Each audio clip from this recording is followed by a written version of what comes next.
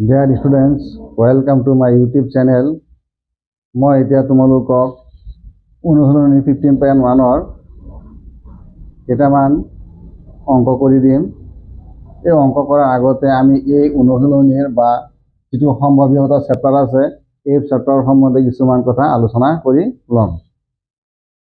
সম্ভাৱ্যতা সূত্ৰৰ ক্ষেত্ৰত আটাইতকৈ মহান অৱদান আগবঢ়োৱা ব্যক্তিজনৰ নাম কি? তেখেতৰ নাম হ'ল পিয়েৰ চাইমন লাপ্লাছ। ছাত্ৰ ছাত্ৰীসকল তোমালোকে এই নামটো জনা অত্যন্ত দৰকাৰ আছে। MCQত কুৱেশ্যন আহিব পাৰে। তাৰপিছত দিছোঁ এটা ঘটনা ই তত্ত্বগত সম্ভাৱ্যতা বা গাণিতিক সম্ভাৱ্যতা বুলি কোৱা হয়। PE-ৰে বুজোৱা হয় আৰু সংজ্ঞাটো হ'ল PE ইকুৱেল টু ইৰ উপযোগী ফলাফলৰ সংখ্যা ডিভাইডেড পৰীক্ষাৰ মুঠ ফলাফলৰ সংখ্যা। ই হ'ল ইয়াত ইভেণ্ট, ই হ'ল ইয়াত প্ৰবাবিলিটি। তাৰপিছত আছে নিশ্চিত ঘটনাৰ সম্ভাৱ্যতা সদায় 1 আৰু অসম্ভৱ ঘটনাৰ সম্ভাৱ্যতা সদায় 0। আৰু ইয়াত এটা চৰ্ত আছে, এটা ঘটনা ইৰ সম্ভাৱ্যতা অৰ্থাৎ PE এটা সংখ্যা য'ত এই PE-টো 0ৰ সমান বা সদায় 0তকৈ ডাঙৰ হ'ব লাগিব আৰু ই সদায় 1 বা 1ৰ তলত হ'ব লাগিব। এই চৰ্তটো আমি সকলো ছাত্ৰ ছাত্ৰীয়ে মনত ৰখা অত্যন্ত প্ৰয়োজন। এই চৰ্তটোৰ পৰা MCQ কুৱেশ্যন অহাৰ সম্ভাৱনা অধিক থাকে।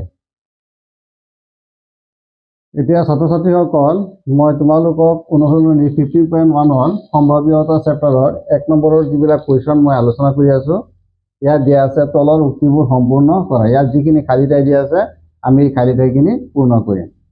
ঘটনা ইৰ সম্ভাৱ্যতা প্লাছ ঘটনা ই নহয়ৰ সম্ভাৱ্যতা ইকুৱেল টু 1।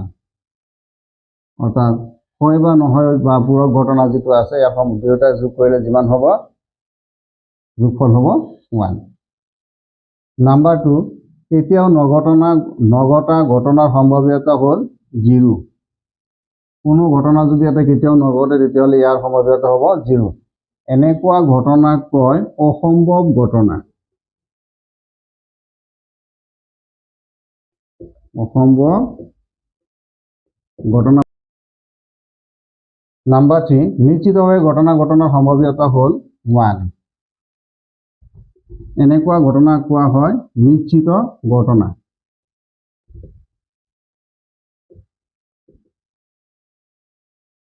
নিশ্চিত ঘটনা। এটা পৰীক্ষাৰ সকলো প্ৰাথমিক ঘটনাৰ সম্ভাৱ্যতা সমষ্টি হ'ল 1। এটা ঘটনাৰ সম্ভাৱ্যতা 0তকৈ ডাঙৰ বা সমান হ'ব আৰু 1তকৈ সৰু বা সমান হ'ব। ছাত্ৰ ছাত্ৰীসকল এই যিখিনি ইয়াত খালী ঠাই আছে ইয়াৰ এইখিনিৰ পৰা তোমালোকক MCQ কুৱেশ্যন আহিব পাৰে, গতিকে তোমালোকে এই খালী ঠাইখিনি মনোযোগ দি চাবা।